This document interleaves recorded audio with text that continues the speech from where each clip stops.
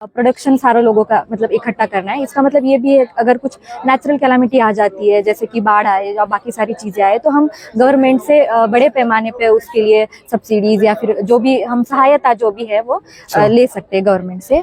और सस्टेनेबल का मतलब सर मतलब जो कि हम अभी फार्मिंग चल रही है हमारी कन्वेंशन, जिसमें जिसका कुछ हम लिमिट नहीं करते कि केमिकल्स इतने होने चाहिए, जो फर्टिलाइजर इतना होना चाहिए। बट अगर हम लॉन्ग टर्म चीजों की बात करें सर, तो वो चीज जो है वो बहुत हानिकारक है हमारे एनवायरनमेंट के लिए।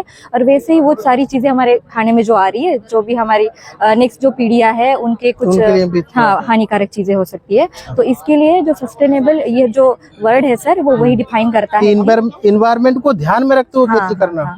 यही इसका मतलब ये नहीं है कि आप केमिकल पूरी तरह से अवॉइड करें sir, because without chemical also we can not do farming, but उसका जो है वो लिमिटेड यूज करना है, जिसके मतलब कि बस जितनी चाहिए उतनी ही मात्रा में हम जो भी चीजें हैं, फर्टिलाइजर है या फिर पेस्टिसाइड है, वो यूज करेंगे। तो जिससे जो कि आगे की पीढ़ियां, जो हमारी मिट्टी है खास करके, उसका जो मतलब उपजाऊ जो गुण होते हैं मिट्टी के, वो कम ना हो, जो भी हमारे आगे वाली पीढ़ियों के लिए भी जो उपजाऊ बनी रहे मिट्टी थोड़ी। हाँ। अच्छा। वही तो थोड़ा मॉडल के बारे में बताइए, क्या कैसे बनाया है, क्या क्या इसमें सिस्टम है थोड़ा सा। इसमें तो बहुत सारे यूनिट आपको दिखाई देंगे। जैसे मैंने आपको बोला फार्मर प्रोड्यूसर यूनिट है। अच्छा। इसमें बहुत सारे लोग, बहुत सारे जो किसान है, ना ही ओनली किसान सर, जो भी ग्वाले होते हैं वो भी आएंगे इसमें, या फिर जो मशरूम प्रोडक्शन कर रहे हैं उनके लिए तो खास कर बहुत अच्छा है सर, बिकॉज जो सिंगल फार्मर होता है जो भी मशरूम उगाएगा उसका तो प्रोड्यूस बहुत ही कम होगा, छोटा होगा, फिर बड़ी कंपनी भी उसके पास नहीं पहुंच पाएंगी। बट अगर बहुत सारे लोग मिलके ये सोचे कि हाँ चलो हम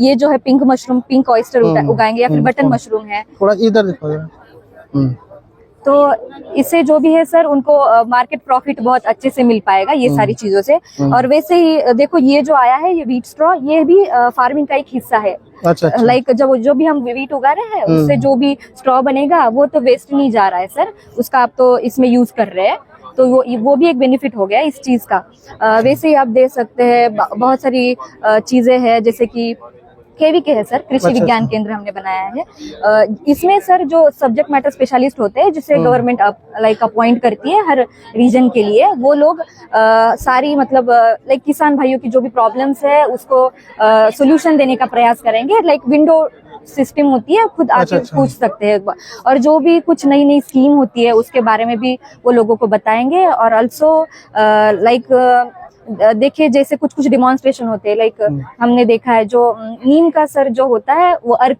का प्रोडक्शन कैसे किया जाए, ऐसे छोटे छोटे डेमोन्स्ट्रेशन भी उनके द्वारा किए जाएंगे। जो लार्ज ग्रुप ऑफ फार्मर्स के लिए बहुत बेनिफिशियल है सर।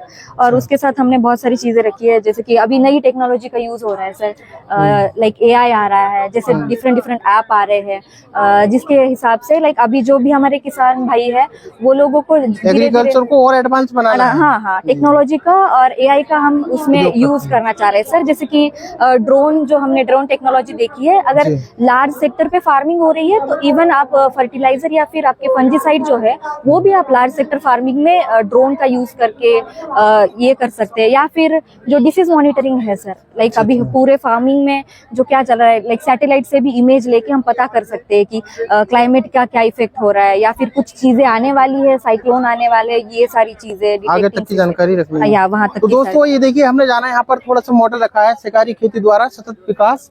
यहाँ पर सहकारी कम्युनिटी मतलब फार्मर्स बना करके अपने खेती करें। दूसरी बात, सस्टेनेबल डेवलपमेंट को ध्यान में रखते हुए खेती करें, जो कि आने वाली पीढ़ियों के लिए लाभदायक हो। तो ये इस मॉडल में हमने आज जाना। तो चलिए इस वीडियो में यहीं तक।